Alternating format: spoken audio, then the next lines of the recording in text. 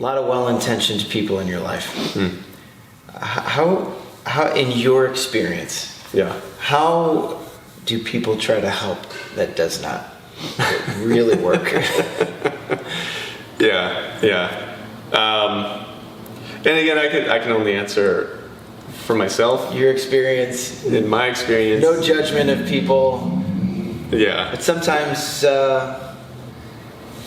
the good intentions of others does not always equate to helpfulness. Or effectiveness. Effective friendship or comfort. If I'm going to go comfort let's say a first-time griever. Yeah. Tell me what not to do. Give me some ideas. I think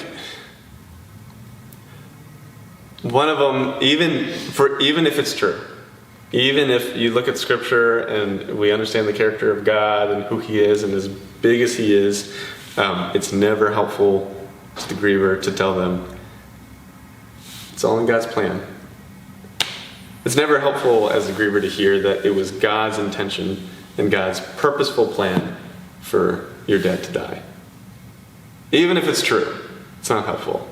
Because we are, like I said at the beginning, the griever is in such a state of cluelessness that even a solid biblical truth like that, there's no bucket to put that in right now. And every other bucket is full. I would call that a defendable biblical truth. Yeah. But it doesn't mean that it's at all in the right order or in the right. It stands alone as a good centerpiece for somebody who has zero North Stars right now. That's not a good... okay, so that's one. Any others? Another one, again, and just for me, and I had to learn to see people's good intentions rather than maybe let my cynical side out whenever it was asked. But it was when people asked me, "So how you doing? Do you want to know, or are you hoping I'm just going to say like, oh, I'm fine?" Because for a long time, the answer is always going to be, well, I'm doing really bad, actually. Thanks for asking. That's going to be the response. If you want an honest response, it's, I'm doing really bad. Now, for me, that wasn't helpful. For others, maybe it is. Maybe they do want to maybe they just want to explode on you. Yeah. But you just have to know that if you're going to ask somebody in that kind of state, how are you doing? Either be ready for a fake answer or be ready for an explosion of feelings that you yourself probably don't know what to do with. And I'll bet that the opposite is true as well. That you could probably still remember over the last 2.5 years at least one or two times of people who surprised you by how helpful the small things they did for you. Yeah. Anything worth sharing for people who want to help. Yeah. I think there's maybe for me, there's a way to ask how somebody's doing. Going up to me, and especially if we're not even that close, but you still want to care for me. I see the good intentions, but when somebody just asks, "Well, how are you doing?" Again, you're probably gonna get the fake answer. I'm doing fine. It's not true. I think what I've learned, or at least the ones that I've appreciated, was when it was a trusted friend, somebody who's close with me, who I knew they really did care. They really did care how I was doing. They didn't ask, "How are you doing?"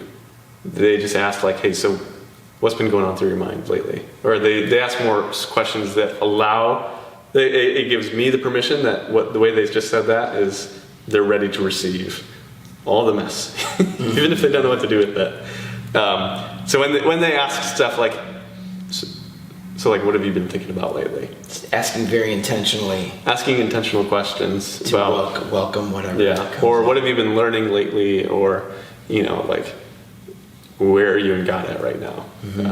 And that question specifically has to come from a very close, very trusted kind of a person.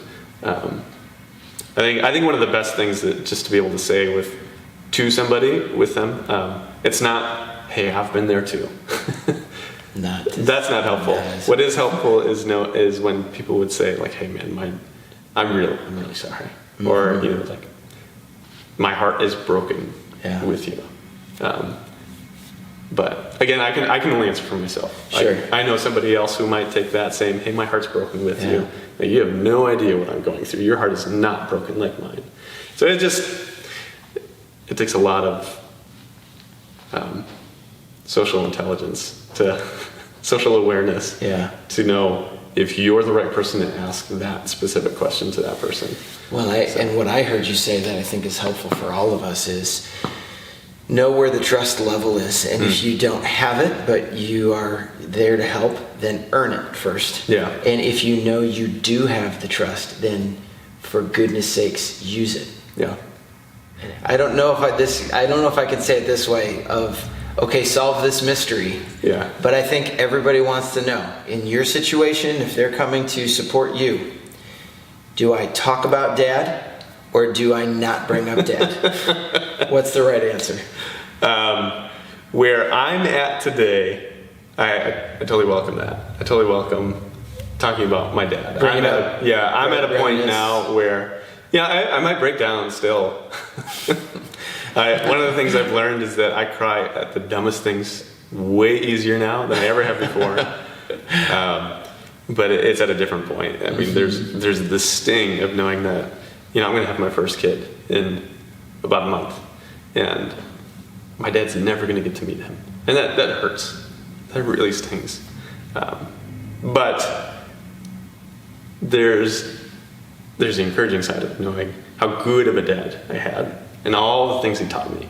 That now I get to use that to raise my son now. Mm-hmm. I have this awesome memory. I have these awesome lessons from him that now I get to have. So there's you can totally bring in my dad, but was there a time where don't bring it up?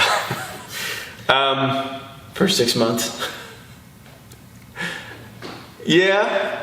I drowned myself out with a lot of distractions for a while, just because I wasn't ready to handle it with myself for a while, just hoping the very Western type of thinking of just get over it, just move past it, rather than I think the more biblical thinking of you should grow from this. Of all the things that have become more intimate and deeper, more complex, and more significant, more substantial in learning to grow closer with who God is, it's the suffering of Jesus, where I had always known that he had suffered. I had always known that he had experienced tremendous heartbreak, tremendous pain, and but to know that the Son of God has experienced all these things right alongside me. Now I have something to do with that. Now I get it. I understand that. Before, it's just an abstract truth that you don't know what to do with until you've actually been in it. So. Yeah. Wow. That's amazing how the experience of pain can give us the kind of context required to really connect with people and walk with them and be of any service to them. I mean, if there's one thing that I heard you say just now, it's that when somebody is hurting, most of our talking is useless. Yeah. And they won't hear it. Yeah. So we have to do better than postulate and coach and offer cheery platitudes. It's not the time for cheery platitudes. Have to do better than that. Yeah. So if you have the opportunity to coach somebody who's going into the kind of dark season in their life that you have already been through, what do you tell them to help them get going on their journey? Yeah, I would say the first is you have to figure out your foundation. For me, that's Jesus Christ and his word that I know will always be true. Second was get as humble as you can, as fast as you can, because things are going to be messy and your ego is only going to get in the way. Third is be ready for the pain to last a whole lot longer than you expect it to last. And I think the final one would just be that prepare to grow more than you thought you could ever grow. Because this is the season for it.